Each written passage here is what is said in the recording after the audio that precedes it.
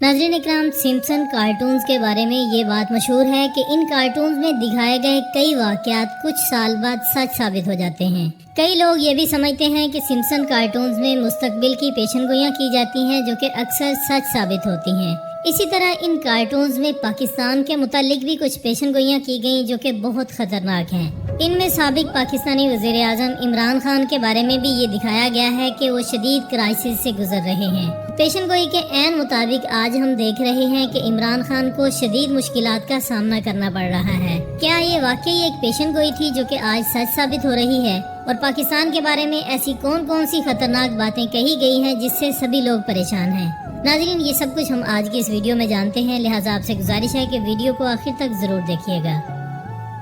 دوستو، تاریخ میں سب سے زیادہ لمبے عرصے تک چلنے والی سیریز سمپسن کارٹون سن 1999 سے شروع ہوئے اور آج تک چل رہے ہیں۔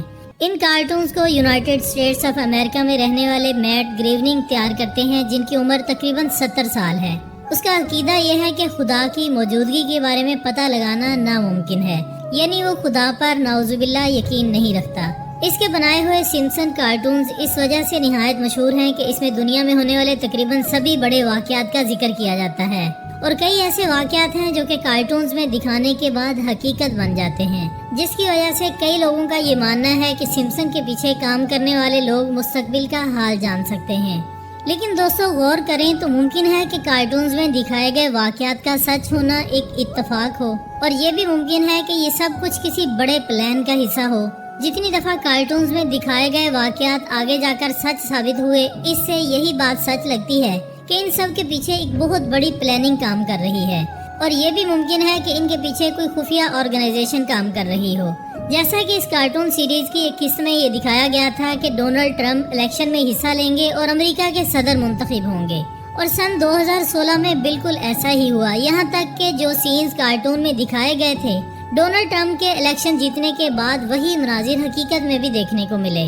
دوستو، 1993 میں سمپسن کارٹونز میں کرونا وائرس کے بارے میں دکھایا گیا تھا۔ کسی ایک ملازم کو زکام ہوتا ہے جس کے جراثیم ایک ڈبے کے ذریعے منتقل ہو کر پوری دنیا میں پھیل جاتے ہیں۔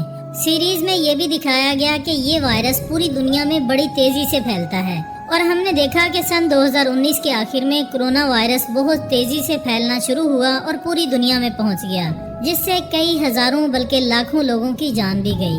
دوستو، پھر کارٹون سیریز میں ایک ایسا سفر بھی دکھایا جاتا ہے جہاں کارٹون کریکٹر اپنے باپ کے ساتھ زیر سمندر سفر کے لیے جاتا ہے، جہاں اس کی آبدوز پھنس جاتی ہے اور اس میں موجود آکسیجن کا لیول انتہائی کم ہونے کی وجہ سے اس کی موت ہو جاتی ہے۔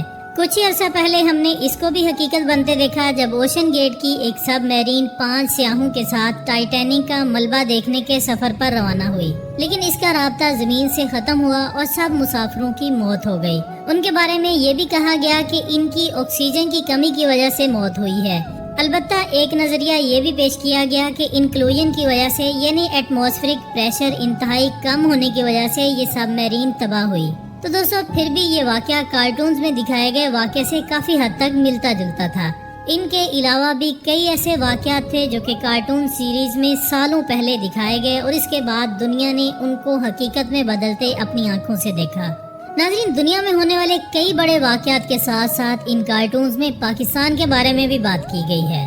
جی ہاں، سن 2022 کی ایک کارٹون ایپیسوڈ میں ایک نیوز رپورٹ دکھائی گئی جس میں دکھایا جاتا ہے کہ سابق پاکستانی وزیر اعظم عمران خان شدید مشکلات کا سامنا کر رہے ہیں۔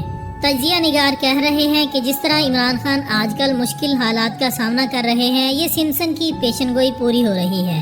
لیکن یہ حقیقت ہے کہ جس وقت یہ ایپیسوڈ شائع کی گئی تھی اس وقت بھی عمران خان کو شدید مشکلات کا سامنا تھا۔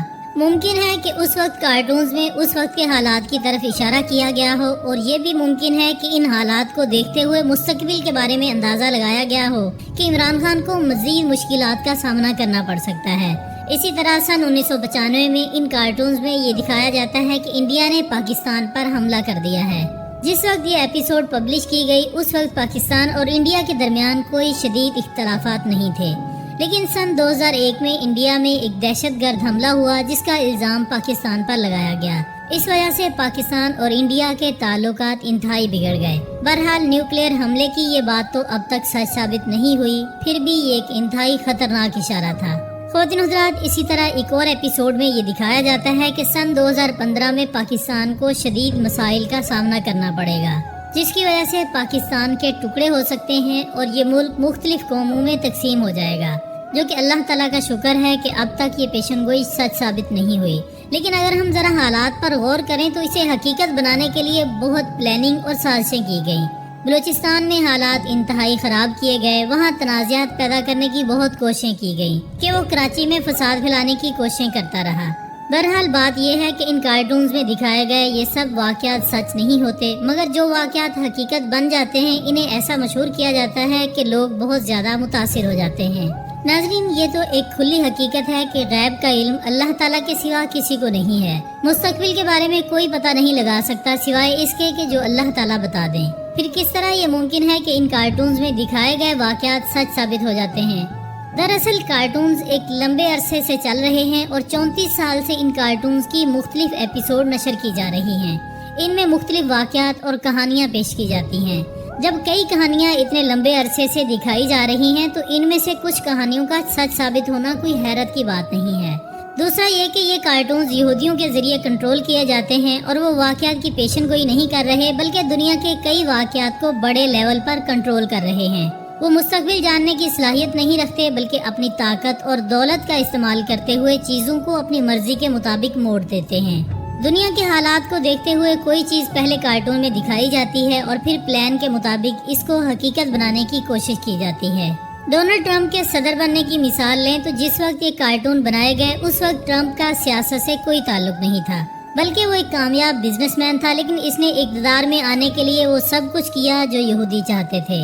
دی گریٹر اسرائیل کے قیام کے لیے ڈونلڈ ٹرمپ نے بھرپور کام کیا، اور یہ بات ناممکن نہیں ہے کہ یہودیوں نے اپنی طاقت کا استعمال کرتے ہوئے ہی ٹرمپ کو اقتدار تک پہنچنے میں مدد دی ہو۔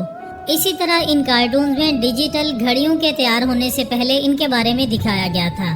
لوگ اسے بھی ایک کامیاب پیشن گوئی گنتے ہیں، لیکن اگر غور کیا جائے تو یہ بات بھی ممکن ہے کہ انہوں نے ٹیکنالوجی کی ترقی کو دیکھتے ہوئے ان کارٹونز میں ڈیجیٹل واچز دکھائی ہوں، اور جس طرح سے ٹیکنالوجی بہتر ہو رہی ہو تو اسی طرح کی ایک ڈیجیٹل واچ ہمارے سامنے آ گئی ہو۔ ان کارٹونز کے جو واقعات اب تک سچ ثابت ہوئے ہیں ان کو دیکھتے ہوئے کئی لوگ اب یہ سمجھنے لگے ہیں کہ جو کچھ کارٹون سیریز میں دکھایا جاتا ہے وہ لازمی طور پر سچ ہوتا ہے، اور یہی سب سے خطرناک بات ہے۔ ہم یہ بات اچھی طرح جانتے ہیں کہ آج کل پروپیگنڈے کا سب سے بڑا ذریعہ سوشل میڈیا، کارٹون سیریز اور فلمیں ڈرامے ہیں۔ ایلومیناٹی جیسی کئی تنظیمیں شیطان اور دجال کی آمد کے لیے بھرپور تیاریاں کر رہے ہیں، اور دوسری طرف ہندو مذہب کے لوگ بھی اپنی ایک آخری جنگ کی تیاری میں مصروف ہیں۔ اب دیکھنا یہ ہے کہ ہم مسلمان کیا کر رہے ہیں۔ اللہ تعالی ہم سب کو دجال کے فتنوں سے اور شیطان کے منصوبوں سے اپنی حفاظت میں رکھے، آمین ثم آمین۔